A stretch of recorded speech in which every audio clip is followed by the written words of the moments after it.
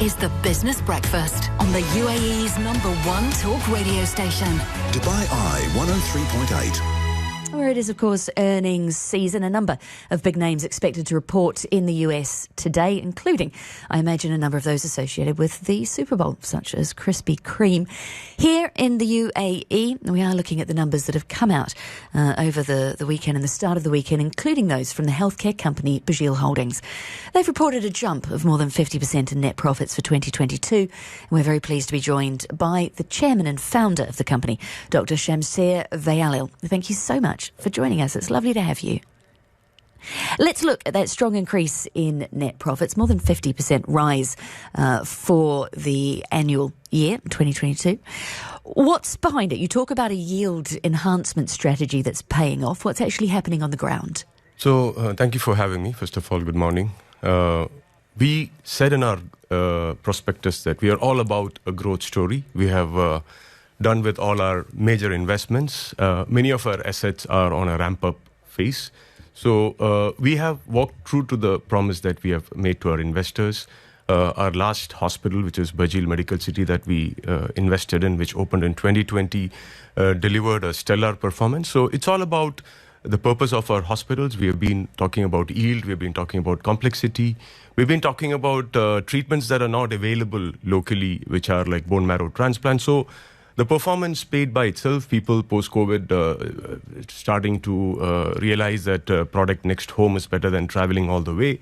So this is all a combination, and this is what has culminated out. So we didn't have any major investments to be done in the last year. We increased the number of doctors which are doing more complex care. So net, this is what has happened, and this is what has transpired to better results. Are you suggesting that people here in the UAE and in the region are having operations and other work done locally rather than travelling abroad?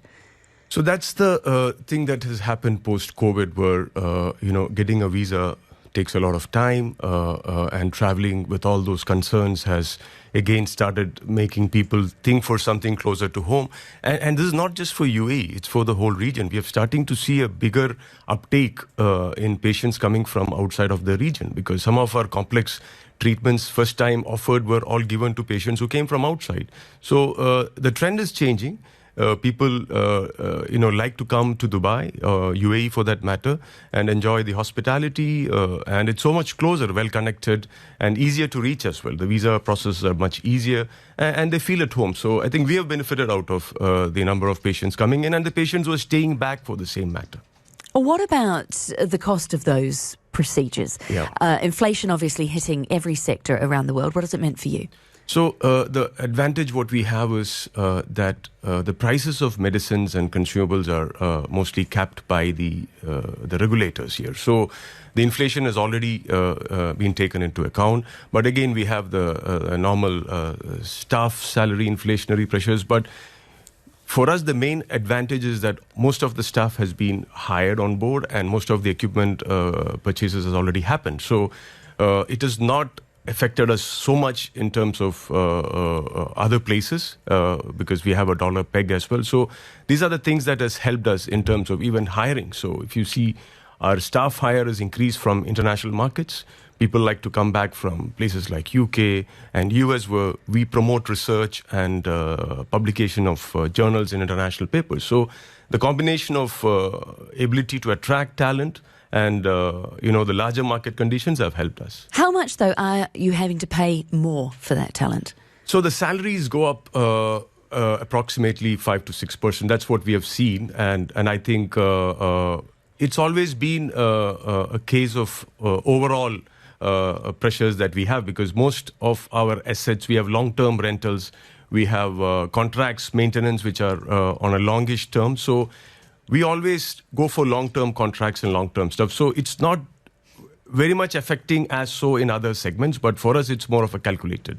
Is that 5 to 6%, though, being passed on to patients, or more likely here, insurance companies? Are you putting your consultation fees, your prices up? So for us, the prices are regulated. We have contracts with insurance companies which are very well controlled by the regulator. There are different sets of premiums for that matter. We have a very expensive luxury premium for people to cover everything, to the basic the local contracts, the blue-collar worker contracts, which are again subsidized by the government. So for us, the price increase was on certain complex procedures, which were never done previously in this part of the world. So we've got some balance of increase and decrease, but the net blend was pretty much okay for our business. And what impact is inflation having on your relationship with insurance companies? Are you seeing more pushback, more second opinions required, more questions about procedures? It's always a love-hate relationship with insurance companies because they want us and we need them. And it's a compulsory insurance market. So it has always been a fair practice of each other's success because they want to keep the clients, but at the same time, they want to offer better service. So it's a very balanced approach when it comes to what we charge them in terms of the necessary investigations, in terms of the ethical practice. So this has been a long-term relationship. So we have built this trust over a period of time. And I think that is what has been serving good for us.